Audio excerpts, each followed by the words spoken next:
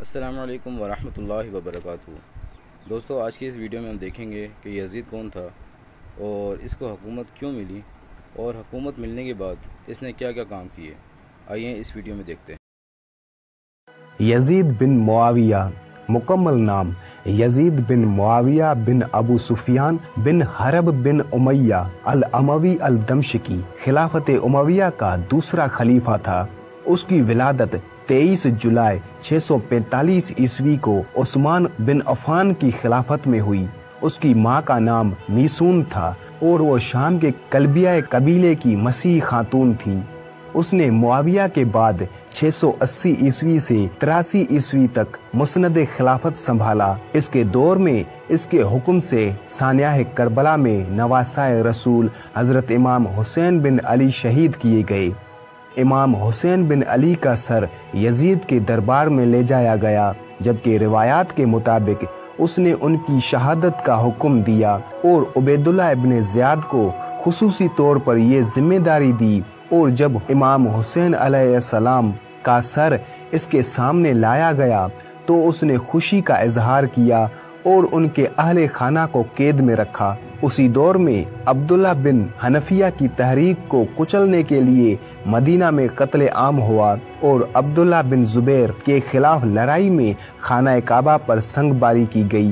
یزید نے معاویہ کی وفات کے بعد 30 برس کی عمر میں رجب 60 ہجری میں مسند خلافت سنبھالی۔ اس کے عہد حکومت میں عقبہ بن نافع کے ہاتھوں مغربی اقصی فتح ہوا اور مسلم بن زیاد نے بخارا اور خوارج فتح کیا۔ دمشق میں ایک چھوٹی سی نہر تھی جس کی توسیع یزید نے کی تھی، اس لیے اس نہر کو اس کی طرف منسوب کر کے نہر یزید کہا جاتا ہے۔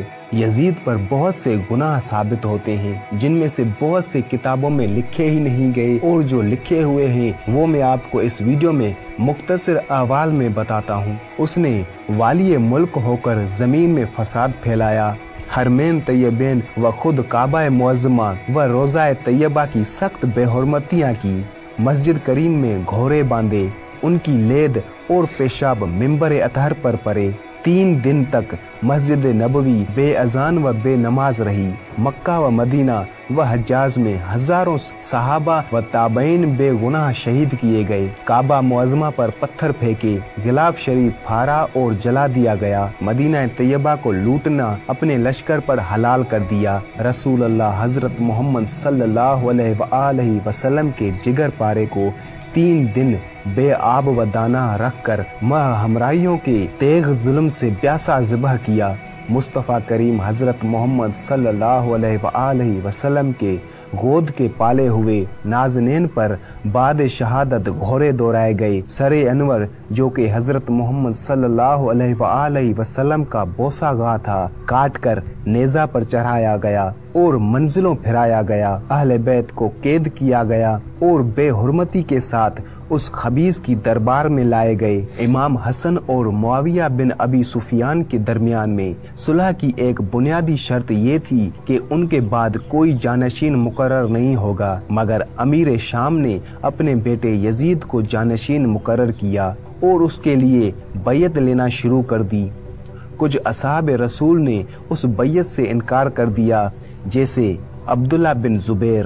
امام حسین علیہ السلام نے بھی بیعت سے انکار کر دیا کیونکہ یزید کا کردار اسلامی اصولوں کے مطابق نہیں تھا۔ یزید کے تخت نشینی کے بعد اس نے امام حسین علیہ السلام سے بیعت لینے کی پوری کوشش شروع کر دی۔ یزید نے مدینہ کے گورنر، بعد میں کوفہ کے گورنر کو سخت احکامات بھیجے کہ امام حسین علیہ السلام سے بیعت لی جائے۔ یزید نے جب محسوس کیا کہ کوفہ کا گورنر نرمی سے کام لے رہا ہے تو اس نے گورنر معزول کر کے ابن زیاد کو گورنر بنا کر بھیجا، جو نہایت شکی القلب تھا۔ مورخین نے لکھا ہے کہ ابن زیاد نے یزید کے حکم کی تعمیل کرتے ہوئے خاندان رسالت کو قتل کیا اور قیدیوں کو اونٹوں پر شہیدوں کے سروں کے ساتھ دمشق بھیج دیا۔ دمشق میں بھی ان کے ساتھ کچھ اچھا سلوک نہ ہوا۔